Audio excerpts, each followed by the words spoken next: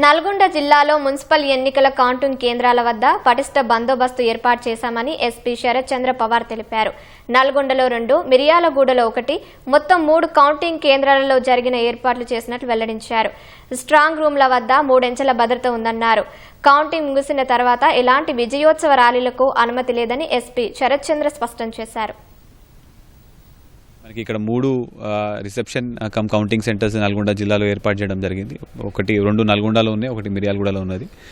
ఇవాళ మనం ఈ నల్గొండలో ఈ సెంటర్ విజిట్ చేయడం జరిగింది. ఇక్కడ మనము 3 లేయర్ సెక్యూరిటీ ఆల్రెడీ నిన్న రాత్రి నుంచే పోలింగ్ మీటింగ్ వచ్చినప్పటి నుంచే మనము గార్డ్ అండ్ 3 లేయర్ సెక్యూరిటీ ఏర్పాటు చేసుకోవడం జరిగింది.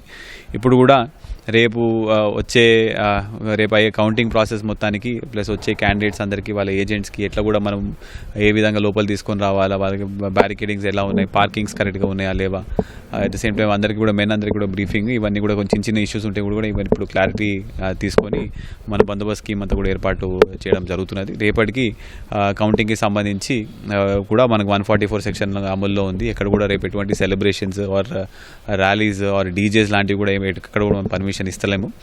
సో రేపు కౌంటింగ్ అయిపోయిన తర్వాత కూడా ప్రశాంత వాతావరణంలో కూడా వాళ్ళు సెలబ్రేట్ చేసుకోవాలని చెప్పి అందరికీ చెప్పుకుంటూ ముగుస్తున్నాం. Thank you.